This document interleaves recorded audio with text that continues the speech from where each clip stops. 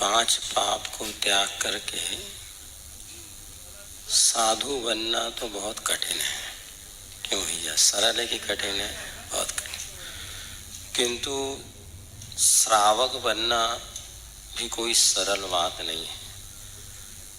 और इस पंचम काल में जबकि स्त्री पुरुषों में एक समानता की होड़ लगी है, ऐसे समय में गृहस्थ आश्रम को बहुत शांति पूर्वक आनंद के साथ व्यतीत हो, इसके लिए अनेक नीतिकार अनेक नीतियां निर्धारित करते हैं।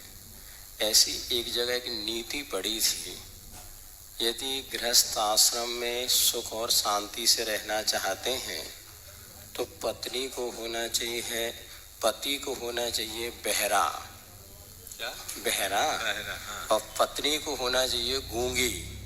यदि जिस घर में पत्नी गूंगी और पति बहरा, वो घर स्वर्ग बन जाएगा, वहां कभी कलह नहीं होगी। ऐसा की नीति पड़ी थी। इस नीति करके आपने बहरे और गूंगी की बात कही, मुझे एक कवि की कुछ पंक्तियां याद आ गई। कवि ने कहा, इनके दाम्पत्य जीवन की नींव बहुत गहरी है। इनके दाम्पत्य जीवन की नींव बहुत गहरी है, पति कवि और पत्नी बहरी है। हालांकि उन्होंने एक हास्य के इरादे से कहा, लेकिन बात बिल्कुल सही है। सवाल बहरे और गूंगे होने का नहीं है, सवाल आपस की समझ को विकसित करने का है। मैं तो इस बात का बिल्कुल भी पक्षधर नहीं हूं कि पति को बहरा बनना पड़े और पत्नी को गूंगी बनना पड़े, पर मैं इतना जरूर कहूंगा कि पति का हृदय इतना विशाल हो कि सबको संभाले और पत्नी का दिल इतना बड़ा हो कि सब कुछ पचा ले। यदि ये चीजें हो जाए तो जीवन में बहुत कुछ उपलब्धियां हो सकती हैं।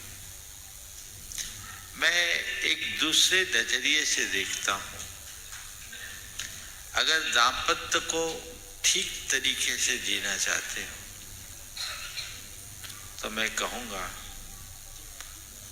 पति को खंबा और पत्नी को लता बन करके जीना चाहिए। पुरुष खंबे की तरह है